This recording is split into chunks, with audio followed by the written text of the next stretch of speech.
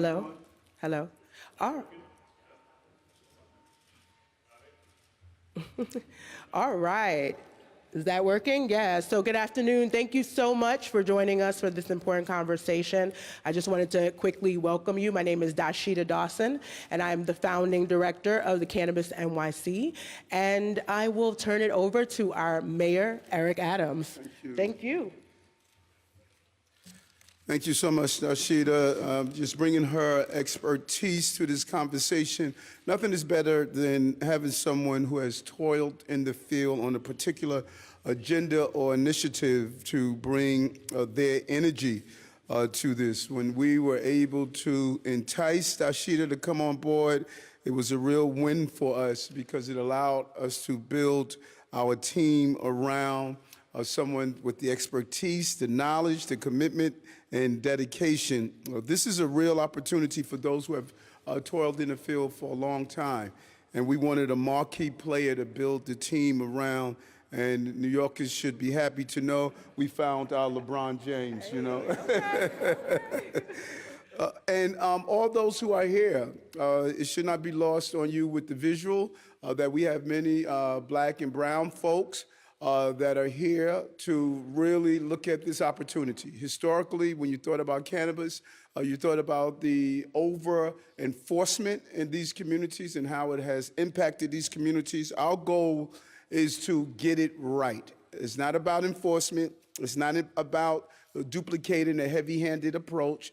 It's about to make sure these businesses are successful, that they're able to operate, and we don't have an overproliferation of illegal sites that will clearly get in the way of the legal sites that we are putting in place. And that is our goal here as we move forward. New York City is creating an equitable and legal cannabis industry.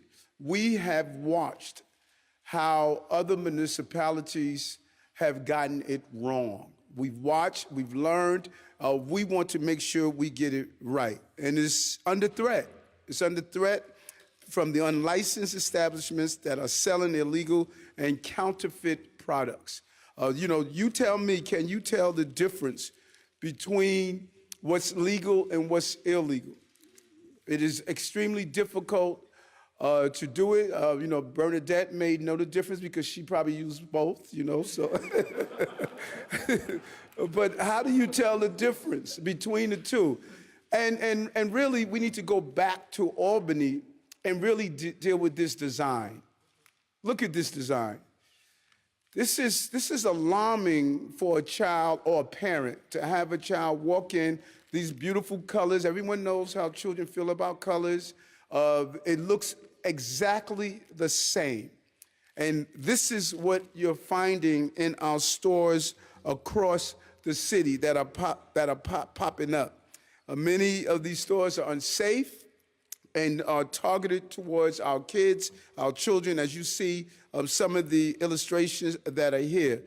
These graphics, they speak volume of what is being sold, and we have to make sure that the industry stays in pace with those who are exploiting the industry to hurt the legal distributors and sellers of cannabis. Today, we're saying to those who believe that this is going to become the wild, wild west of cannabis sale, we are saying clearly and loudly, no, it is not. We are going to take steps towards stopping the unlicensed areas, stores that sell cannabis and illegal products through our city. They're popping up a lot. And over the course of 2 weeks, we had a joint emergency task force crack down on unlicensed establishments that are selling illegal cannabis, tobacco, and vaping products. I just really want to take my hat off to the task force. Sheriff Miranda, you talking about reinventing an entire agency. I know he's around somewhere. Reinvented an entire agency. What he has done with the sheriff's office is just beyond our expectation. He has really led on many of these initiatives, from paper plates to other initiatives, that they are the lead that produce the issues that we are facing. He has been an upstream person that has looked at these projects. They have helped us seize over 100,000 illegal products, roughly $4 million in proceeds. And so I want to thank the sheriff, the New York City NYPD, Chief Madry, GCWP, and the Office of Cannabis Management for their work in protecting New Yorkers. And so when people say we're just allowing them to sprout up and do whatever they want, no, that is not true. This team has come together in just a short period of time. They have responded accordingly. And this work is really just starting. We know we have to match the aggressiveness of those who believe that they're going to impact the legal industry. We want the legal industry to be able to thrive correctly and do exactly what it was intended on doing. And those unlicensed stores threaten the health, the safety of New Yorkers by selling dangerous, unlicensed products. Some of these products have toxic items in them. We don't know how they've been tested. We want to be clear that New Yorkers are safe and the industry grows. The adult use retail cannabis industry is a chance for New Yorkers who were directly impacted by the war on drugs. They can have an opportunity to succeed. And these unlicensed stores are undermining the market. They're getting in the way of productivity, and they're sending out the wrong message. We will not let the economic opportunities that we fought for to fall to the wayside. It's time the unlicensed stores stop selling illegal products and comply with the law. The cannabis industry is a budding economy. I just realized that, buds. Yeah. Put that in here. It's a budding economy, and we want to make sure that we get it right so that we can say in the city of New York that we are the joint. And I am committed to creating this, and this team behind us are just an impressive group of people, those who have been part of the space, from Erica Ford, from Life Camp, to folks who are part of our hip-hop industry, to our council person. This is an initiative that the entire team of New Yorkers are saying, let's get this right. Let's make sure that we don't have illegal products get in the way of what we fought for so many years. And Dashida has an important job of making sure we do our part, and we need the state to do its part to look at this good piece of legislation, what we need to change and alter to empower us to stop the industries from being harmed. We need a real partnership. And when we return to Albany this year, we're going to lay out what we believe some of the things we can do to tweak the law that was passed, that we fought for, to make sure we get it right, because we can get it right. So again, I'm going to turn it back over to Dashida. Thank you for holding it down for us. Thank you. Woo. Thank you so much, Mayor. Next up, we will have our New York City Sheriff, Anthony Miranda. Thank you. Yes. So again, I want to say that in November of this year, we began the task force, which consisted of the Sheriff's Office. It's a two-league pilot project that we combined with the Department of Consumer and Workers Protection, the New York City Police Department, and the New York State Office of Cannabis Management. The Sheriff's House Task Force was created to address unlicensed businesses, creating an ongoing public safety and public health crisis in many communities throughout the city. The businesses were engaged in the illegal sale of cigarettes, other tobacco products, e-cigarettes, flavored vapes, products containing THC cannabis, and other cannabis projects. To address this serious public safety health issue, Mayor Adams forms a task force to send a clear message to unlicensed businesses that their actions will not be tolerated, and it will be necessary for them to comply with the state's licensing laws. Just as important, the Sheriff's Office and all of our partners here today remain committed to protecting the legal cannabis industry and creating a fair and equitable opportunities for legal dispensaries to succeed. We want to thank the many agencies, the commissioners and the different agencies that worked on this joint project, as well as the men and women that served in it, and it was a very successful undertaking. In order to achieve the shared goal. In order to achieve goal, however, we must stop bad actors who continue to operate illegally by selling unregulated and untested products. Not only are these establishments evading taxes and putting legal businesses at a devastating loss, the products they are selling have the potential to endanger health and the safety of the public. This has been well documented. We remain especially committed, by the way, these businesses have targeted underage consumers by selling products that are marketed directly to children. In many instances, the Sheriff's Office has seized illegal cannabis products with brandings that appeals to younger people with the color brands. They also have Cheetos, infused snacks, nachos, medicated Skittles, in addition to advertising gummy bears and THC products. As the mayor has already shown us, these are the products that are being sold. These are the products that are not geared toward our adult population, and these are the products that are endangering our children. This is enticing our children and is being very misleading. We also spoke about the mispackaging and the devastating labeling of the product. The task force has successfully inspected, the task force lasted for 2 weeks, and has successfully inspected 53 locations throughout the 5 boroughs, seizing more than 100,000 illegal products, totaling an aggravated value of over $4 million. We have also issued 500 civil violations and 66 criminal summonses and seized over 600 pounds of marijuana in the inspections. Wow. We cannot stress enough that these products are entirely unregulated, and they carry an inherent danger to those in the public who may not be aware that they are purchasing illegal and counterfeit contraband. This is why this task force was necessary, not only to protect our communities, but also to protect the legal market and authorize dispensaries that actually play by the rules. I commend Mayor Adams for his leadership on this issue, and we will continue to take collective action to hold bad actors accountable while protecting those businesses that are compliant with the rules and regulations. This is how we keep New Yorkers safe and ensure the just and equitable rollout of the legal cannabis market so the city can be a leader in this. The task force and the collective effort of all the agencies under the mayor's directions was an effective response to having a holistic response to the illegal cannabis business, and we look forward to continuing that activity. Each of the agencies on their own have enforcement abilities and will continue the jobs that they are doing, but collectively, we have taken a holistic approach followed by the mayor's direction, and it has been very effective in addressing all the concerns that our communities are facing right now. So thank you very much. Thank you, Sheriff Miranda. Next up, we actually have New York State Office of Cannabis Management Executive Director, Chris Alexander. All right. Thank you, Mr. Mayor, for having us. We appreciate you. Good to see you as well as all the advocates and entrepreneurs behind us.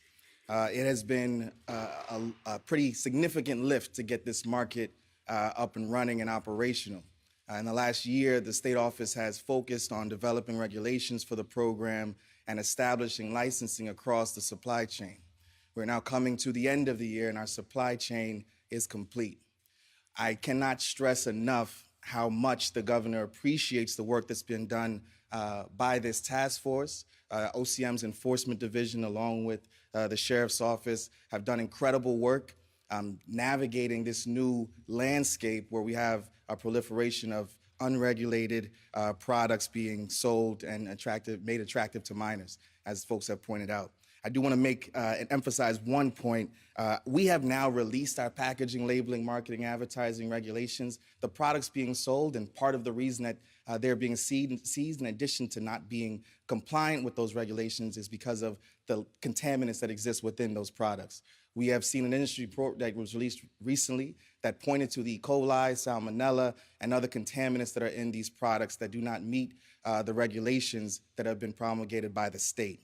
We're going to continue this aggressive action, making sure that we're seizing products. That is the priority of this task force, is the seizure of these products that do not meet the regulations of the state. These operators who are jumping the gun and participating outside of our market are really frustrating the goals that the state has in bringing this program to life. You know, when we legalized, part of the driving force in ending prohibition was a recognition that a regulated market would create safer products and promote public health. Now, because of folks who have decided to not follow or wait for the state to roll out additional licenses, that same goal is being frustrated. I would also add, before I end, that part of this endeavor was also to generate significant resources to communities that have been impacted across the state. So these folks who are now participating in this market in this way, in these storefronts particularly, are not only selling products that are attractive to minors and are contaminated, but they're also cutting down on the resources that should be going to communities that have been impacted to fund after-school programs, continuing adult education programs, reentry programs, all that was part of the promise of the MRTA. And so we're going to continue to work with the city on this effort. We're pleased with the partnerships we've also developed with other law enforcement entities across the state to seize this product and make sure that our regulated market, as it comes to light, has the ability to succeed and thrive. Thank you. Thank you.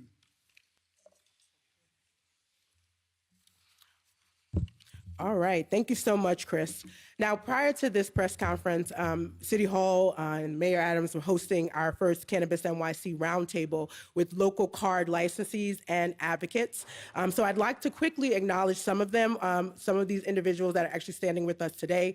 Bishop Mitchell Taylor, CEO and co-founder of Urban Upbound. Matthew Bernardo, president of Housing Works. Naomi Guerrero, CEO and co-founder of Noob NYC, is actually one of the first justice-involved card license recipients. Gabriel Marin, one of the first justice-involved card license recipients. Gario Podorowski, senior vice president of the Doe Fund. Kayvon Reed, community engagement coordinator for Cannabis Workforce Initiative. Pilar De Jesus from Take Root Justice. Cheryl Murray Powell, COO of Justice Foundation. Shice Bub, co-founder of Smokers Club, pre-licensed legacy operator.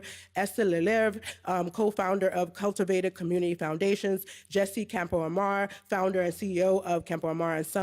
Jeffrey Hoffman, a cannabis attorney, and Joshua Davis from Weed Maps. I want to just quickly acknowledge the people that we are continuing to work with daily, day in and day out. And then I just wanted to share a few remarks as we think about enforcement. We can't talk about enforcement without talking about how are we creating the pathways for people to actually transition into the industry. New York City is on a mission, y'all. We're on a mission to become the #1 global hub for cannabis industry excellence and education and equity across business, science, and culture. We have a unified approach to deliver on this mission and already working with nearly 100 people across the city, across multiple interagency work groups ranging from financing and business support to public education and outreach to enforcement. We're rapidly building an equity-centered framework to support New Yorkers facing on 3 pillars: entrepreneurship, economic development, and enforcement. Now, as we work with the state to establish this industry, Cannabis NYC will remain a persistent and proactive advocate on behalf of the city's needs and concerns. That means holding the line on restorative justice and economic recovery while also ensuring public health and safety are protected. And that those looking to undermine the intent of New York's landmark legislation are held accountable. Now, New Yorkers are just beginning to learn about the opportunities in the cannabis industry, and there are many proactive steps that the city has begun to take to make sure that this is a safe and equitable industry. But we must overcome the entrenched stigmas from past criminalization of cannabis. The legislation was passed with the intention of undoing the harms of past criminalization, and Mayor Adams launched Cannabis NYC to support New Yorkers and justice-involved individuals who want to start thriving, legitimate cannabis-related businesses. There is a difference, though, between the previously existing unlicensed legacy market that the Marijuana Regulation and Taxation Act was aimed at protecting and the more recent proliferation of visible, unlicensed smoke shops. The recent rise in these highly visible stores selling illegal products has obviously and rightfully caused concern for many New Yorkers, eroding some of the momentum that we've had with this initiative launch. So while we continue to rapidly build a strategic framework to support entrepreneurship and economic development, today we're really focused on sharing our approach, a 3-pronged approach to enforcement, which you're seeing in some of these signs. We have 10 city agencies and more working together, including the Sheriff's Office, as we've discussed, and the Department of Consumer and Worker Protection. We are unified in our desire to facilitate transition into the legal industry for all interested New Yorkers, to rehabilitate those off the path through outreach and education, and to enforce the law to protect New Yorkers and the opportunity for our collective success. A central mission for New York City is to definitely help the previously existing legacy operators to transition. So we're providing that support for pre-licensed entrepreneurs looking to launch a new business and navigate the state's licensing process, as well as workforce development to help New Yorkers gain access to good jobs in the industry. Cannabis NYC is here to support, and if you're interested in stepping into the industry, please visit our website at nyc.gov/cannabis to learn more. Lastly, I'll say equity must be protected, and the efforts cannabis justice advocates made to hold the line to ensure that communities most harmed benefited from legalization should not be jeopardized by folks trying to skip the process. So it's a critical thing that we shine the light on the card licensees following the state's regulations, both justice involved and organizations supporting communities most harmed by prohibition. For this reason, I'm pleased to introduce our next speaker and recent card recipient, Erica Ford, an internationally recognized and widely respected peacemaker who has been at the forefront of reducing youth and community in New York City for over 30 years. Erica Ford, thank you.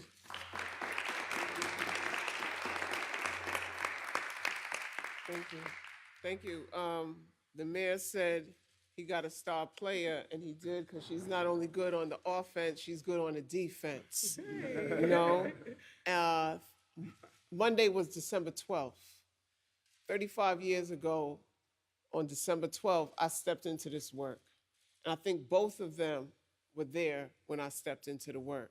And they were on both sides, not literally, but in the streets with me, both the mayor and the sheriff, making sure that we got justice for our community that was under siege by the war on drugs, that we got justice for our community that was under siege by police brutality, that we got education around our kids going into special ed and getting Ritalin and Thorazine. And then it grew into giving birth to a movement called the CMS system, right? That not only hired these individuals to come back into our community, but gave them real jobs and opportunity to now transform this community that was both generational trauma, vicarious trauma, indirect and direct and not direct.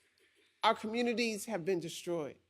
And we know that the resources are not there at a heavy basis as it is in other communities. And so with the resources from this economy, we can now begin to reinvest and build real equity to communities that have been destroyed. Families who not only went to jail, but people died, right? People died. And they died because of, like, we saw a young man take his life the other day, who everybody's talking about him now, as we often do. But there's people with broken hearts and broken souls because their family was taken away and given 20 and 30 years in jail.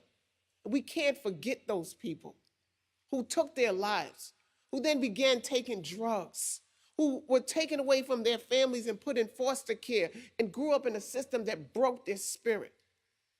And so I'm here representing that community, representing those people on the front line. I am happy to get this license, right?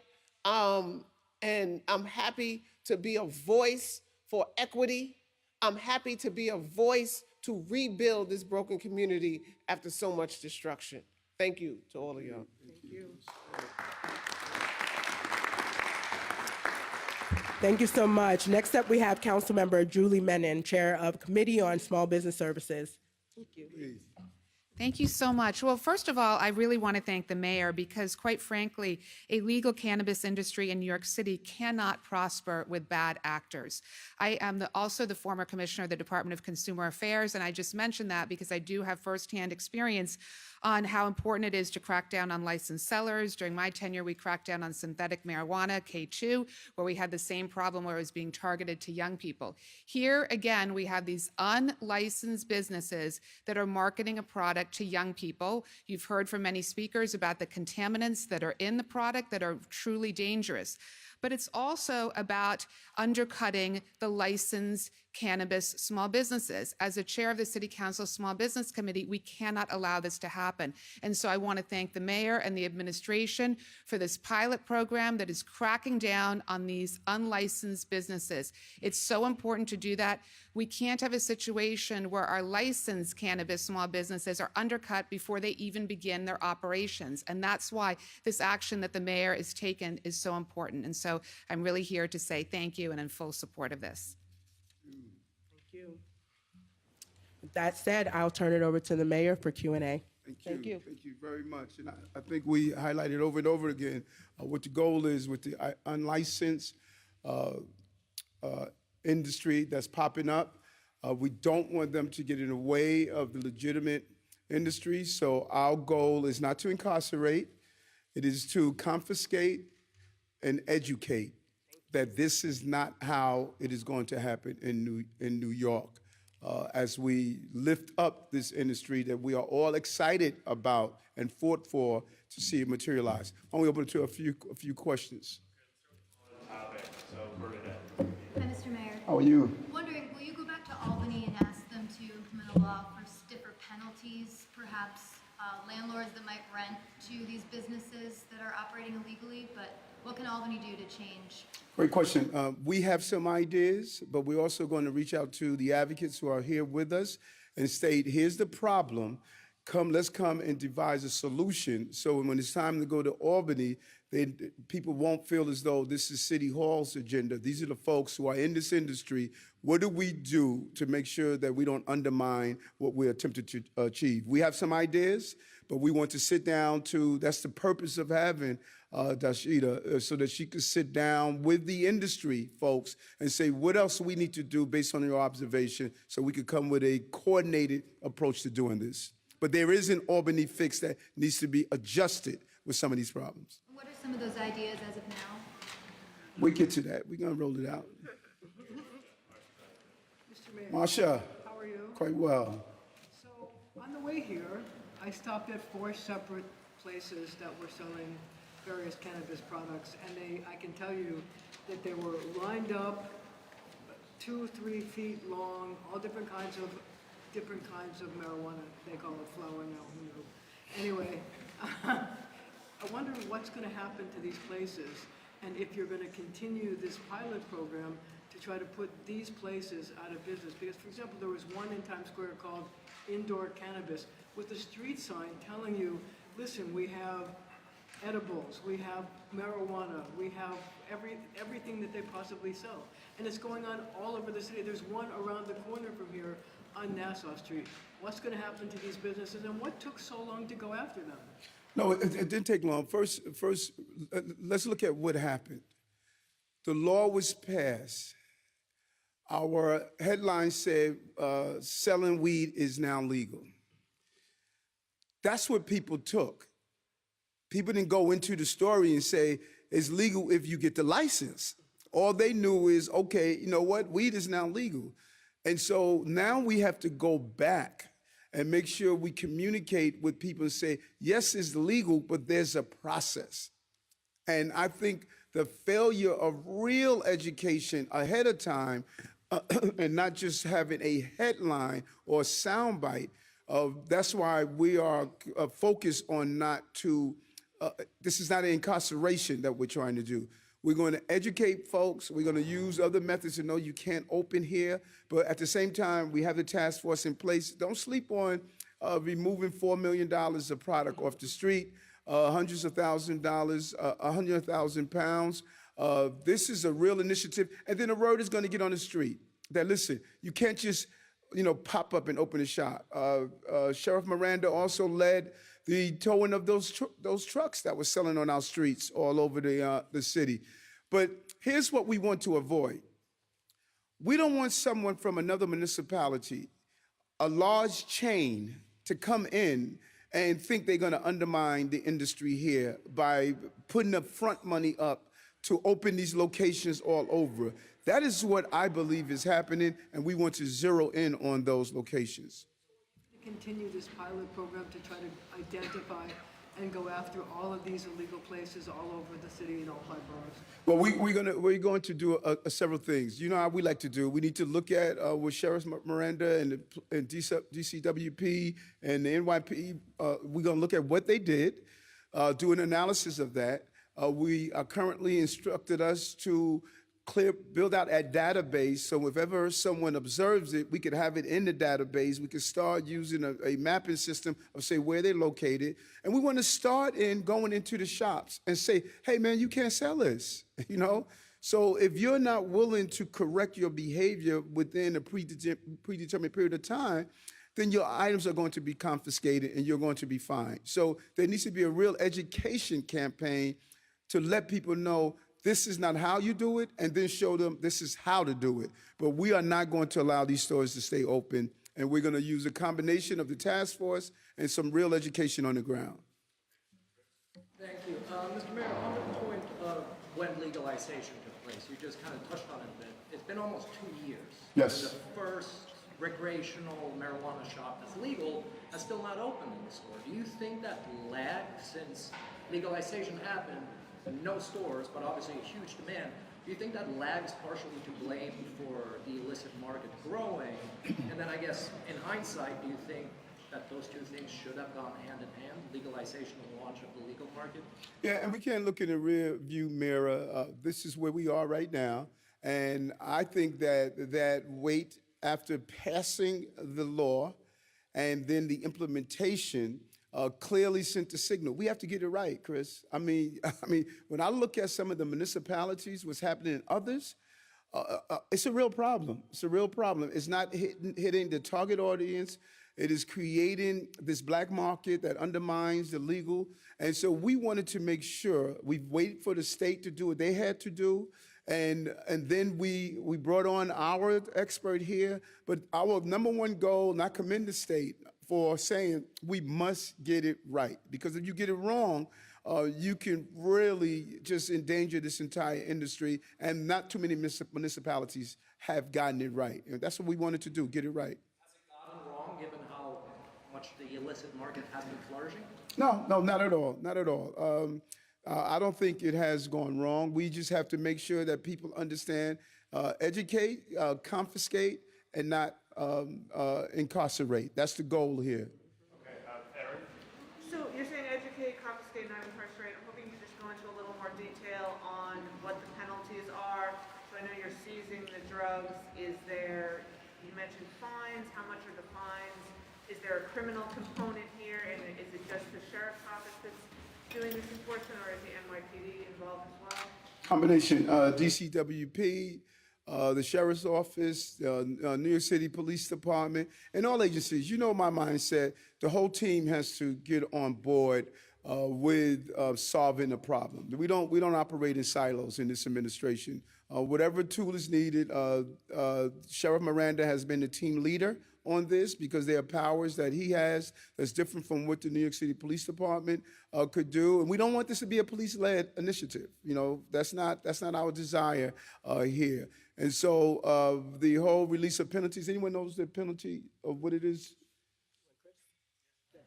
You know the penalties? Yeah, so we have quite a few penalties for this activity. Not only are folks who are operating illicitly breaking, our state cannabis law, but they're also breaking penal law, municipal law, and tax law. And so right now with the products that have been seized, it's actually, I think it's closer to 5 million now based on the activities that our officers have been doing together. There are state tax penalties also that are a part of that. We have an illicit tax penalty that's fined by the gram. And so the State Department of Tax and Finance will be working that out as we measure out everything and appropriately write that bill to these operators. But there are still, additional penalties that can come from our cannabis law, as well as, I know the municipality has some penalties as well. I'm sorry? Can you give a dollar figure? You know the dollar figure? Yeah, it depends on the type of product. It can go up to $400, $500 per gram, depending on the product. So it depends per operation. And we have to look at that, because part of the law, the weight part of it, we believe that there's a real flaw in that area, and that's the place we're going to look at. I don't know the penalties because I don't buy weed illegally.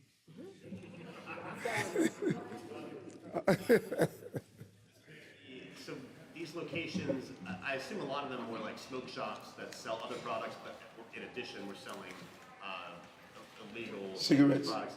But there are some locations that, advertise themselves as dispensaries where they only sell cannabis products. So is there a mechanism to actually shut those businesses down, or is it just the fines and the seizures? It's a combination, and that's what the team is going to look like. We don't want, I think Erica really pointed out, we don't want to create another pipeline of negative impacts that we've witnessed. We fought for this. Tony Miranda, who was the head of the Latinos Officers Association, I was head of 100 Blacks in Law Enforcement, Erica Ford. We were on the ground. We fought for this, and we're not going to get a law and then now go back to what we fought not to happen. And so our goal is educate, confiscate, and make sure that people are doing the right thing, not incarcerate. That is our focus, and we know we can do it. We could do it with the right balance.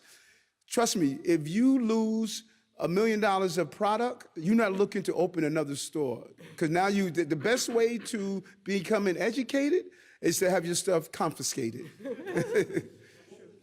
Felony arrests. Do we know what the 2 felony arrests were? You know what they were for? The felony arrests. Huh? Go ahead. The 2 felony arrests were for criminal possession in the first degree and criminal possession in the second degree, based on the volume that we seized from the locations.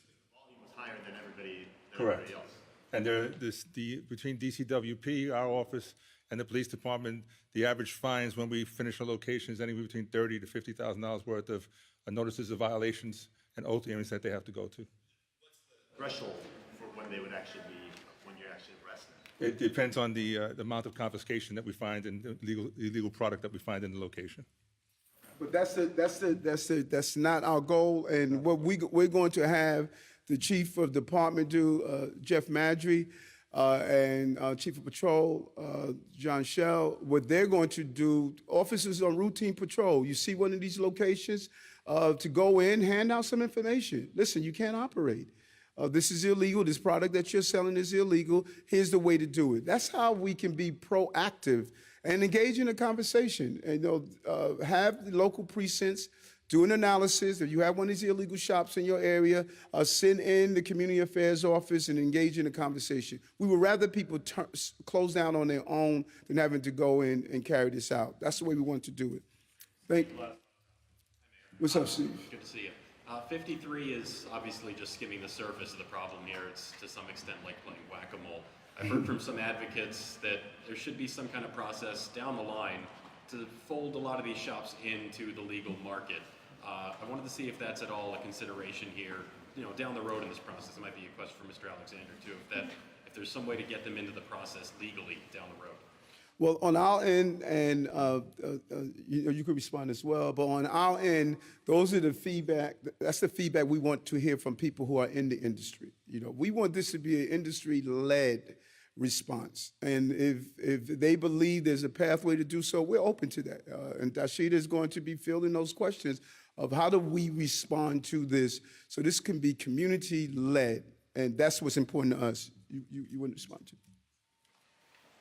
Yeah, thank you for that. Now, the governor started with a commitment to education, right? We started, yes, the bill passed in March, but I wasn't appointed until September. And as we got up and running in December and January, the first thing we started doing was trying to educate these illicit operators. In every state that's legalized, there's been a proliferation in some way, shape, or form. This is New York City, so we're seeing the storefronts pop up in more ways than one. In other municipalities and other states, it's been just increased illicit activity. So we're trying to take a unique approach. One, starting with education, as the mayor has said. We issued hundreds of cease and desist letters to these operators, trying to give them a chance to pull back that jump that they've made.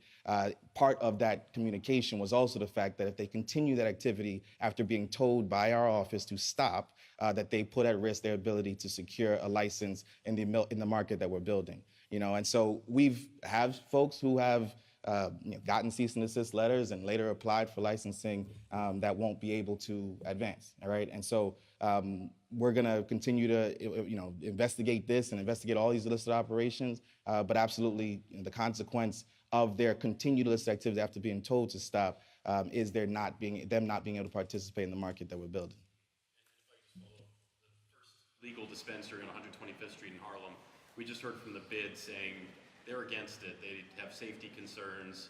They have traffic flow concerns. You know, Mr. Mayor, I know you talk a lot about, you know, NIMBYism in the form of housing. Does that extend to dispensaries too? What would you say to this bid? No, we listen. That's a great bid in Harlem. We've been working with them. I know Chief Madry has been working with them to deal with some of the issues that are up there, particularly around illegal drug use. And part of the conversation is to go to the bids. It is to go to the community boards and to engage people. And I think it helps business. You know, you smoke a joint, you get munchies, you're going to go into the bodega and get something to eat. You know, all these businesses are going to benefit from the foot traffic that is going to come with these industry opens. And so this is new. Everyone knows that whatever happens new, people are afraid of at first.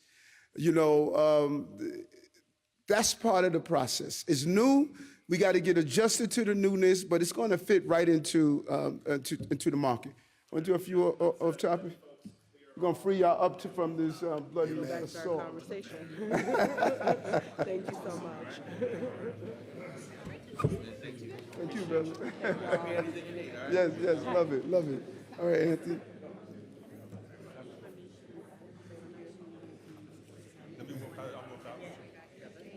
Take the illegal stuff or leave it?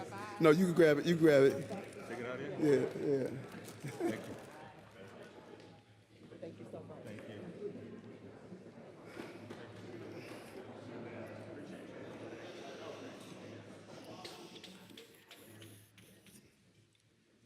Yeah, do a few. Can't do a lot because I got a holiday party tonight with the press, so I need to be rested. Applications open for the rat zone? Yes, it is. You have someone that's interested, you know? Yes, it is. We're still looking. They're vetting some of the people who have put in for it, but we're still looking. You know, there's no secret. I hate rats. Somebody that you think might fit the bill? We have communicated with several people, and you know they showed a little bit too much compassion towards me for rats, and I'm not trying to, you know, they must have the killer instinct that I will have, you know, and so that's what we're looking for. We're looking for a fierce warrior to go after rats, you know. So all of that. Well, you know, they have families too. Okay. I wanted to see if you had anything to say about the migrant situation at this point. You know, the city's done a lot, provided a lot of services, but at this point, we're still hearing that there are complaints not having enough flows. Legal services are an issue. Jobs are, of course, a big issue for them. So what is the city going to do now in light of the services already being provided, still having some complaints? What's next for them? What's the city going to do? You know,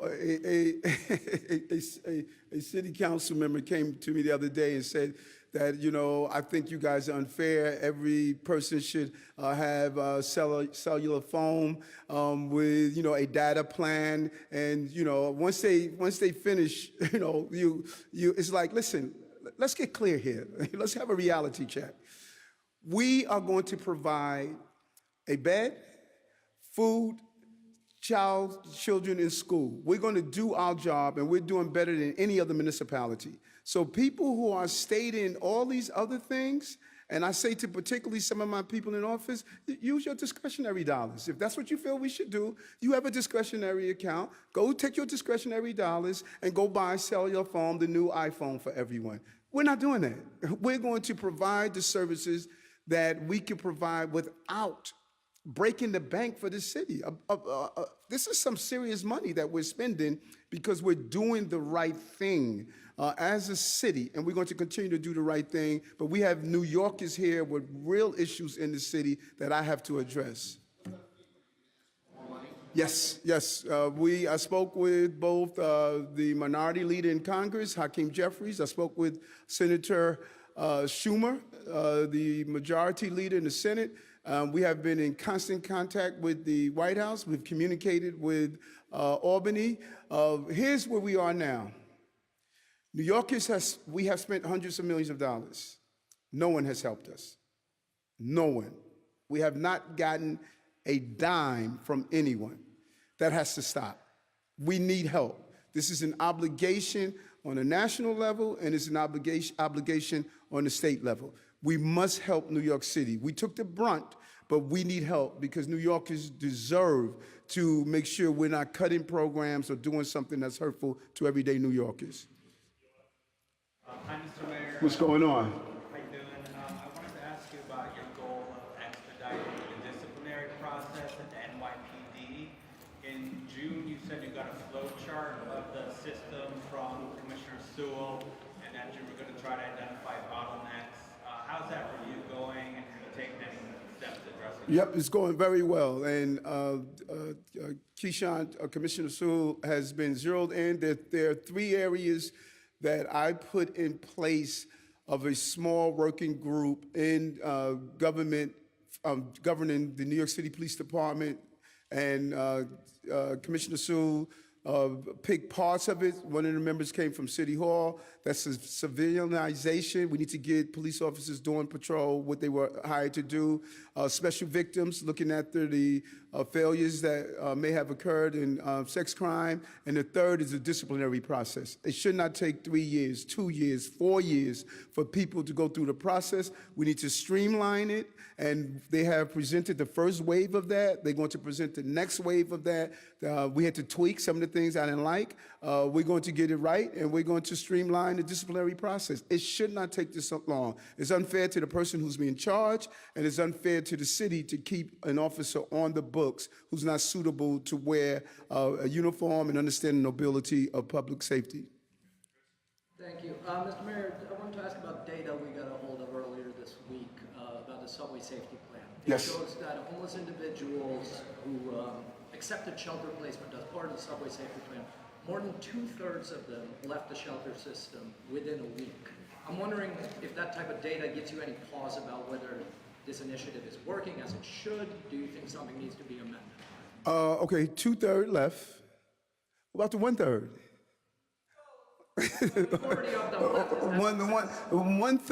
One third is no longer living on our system. I mean, you know, you may not be old enough to remember the commercial. You can look at something half full or half empty. I look at it a third of success of where others were afraid to go. Let's be clear on that. Others were afraid to go into the subway system and say, we're going to engage you and give you service. Now, we're going to look at what happened to those 2/3. Some of those 2/3 may have gone back home with their families. Some of those 2/3 may have decided, I want to go and get employed for myself or get a job and go into a center. We took an initiative to say we were going to move all encampments on our subways. We don't have any more encampments on our subways. No more in the tunnel areas, no more hiding in the grades. You can't see them, and we continue to seek that. And a third of the people we went after have decided to stay in the system. I consider that to be a real thumbs up.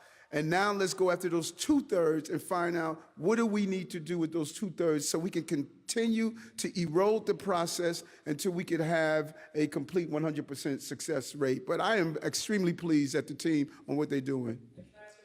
Just you mentioned the holiday party. Will there be cannabis at the holiday party? Mr. Mayor, how bad could the city... Matter of fact, you were the first one that pointed out the illegal sale of cannabis. There was a store in Bedford-Stuyvesant that started the whole ball rolling, that there was an illegal store in Bedford-Stuyvesant selling it. That's how it got on our radar. Headline the Daily News got the ball rolling on the... No, you had the joint rolling.